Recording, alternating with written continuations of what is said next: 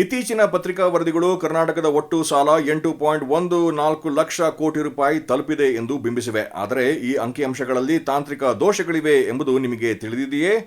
ವಾಸ್ತವ ಏನೆಂದರೆ, ಸರ್ಕಾರದ 2025-26ನೇ ಸಾಲಿನ ಬಜೆಟ್ ಅಂದಾಜಿನ ಪ್ರಕಾರ ಮಾರ್ಚ್ 2026ರ ವೇಳೆಗೆ ರಾಜ್ಯದ ಒಟ್ಟು ಸಾಲದ ಹೊಣೆಗಾರಿಕೆ 7,64,650 ಕೋಟಿ ರೂಪಾಯಿಗಳು ಮಾತ್ರ ಇರಲಿವೆ.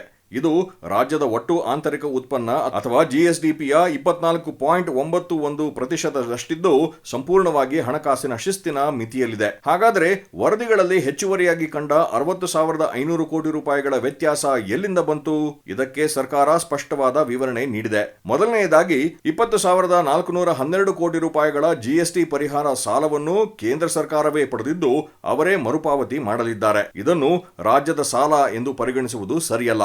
ಎರಡನೆಯದಾಗಿ ಮೂಲಸೌಕರ್ಯ ಹೂಡಿಕೆಗಾಗಿ ಮೀಸಲಿಟ್ಟ ಸುಮಾರು 23,810 ಕೋಟಿ ರೂಪಾಯಿಗಳನ್ನು ವರದಿಯಲ್ಲಿ 2 ಬಾರಿ ಲೆಕ್ಕ ಹಾಕಲಾಗಿದ್ದು ಇದರಿಂದ ಒಟ್ಟು ಮೊತ್ತ ಅನಗತ್ಯವಾಗಿ ಹೆಚ್ಚಾಗಿ ಕಾಣುತ್ತಿದೆ. ಮೂರನೆಯದಾಗಿ ರಾಜ್ಯ ಸರ್ಕಾರವು ಆರ್ಬಿಐನಲ್ಲಿ ಹೂಡಿಕೆ ಮಾಡಿರುವ 16,300 ಕೋಟಿ ರೂಪಾಯಿಗಳು ಭವಿಷ್ಯದ ಸಾಲ ಮರುಪಾವತಿಗಾಗಿ ಇಟ್ಟಿರುವ ಆಸ್ತಿಗಳೇ ಹೊರತು ಸಾಲದ ಹೊರೆಯಲ್ಲ. ಈ ಎಲ್ಲಾ ಅಂಶಗಳನ್ನು ಗಮನಿಸಿದರೆ ಸುಮಾರು 60,500 ಕೋಟಿ ರೂಪಾಯಿಗಳನ್ನು ರಾಜ್ಯದ ಹೊಣೆಗಾರಿಕೆ ಎಂದು ತಪ್ಪಾಗಿ ಬಿಂಬಿಸಲಾಗಿದೆ ಎಂಬುದು ಸ್ಪಷ್ಟವಾಗಿದೆ.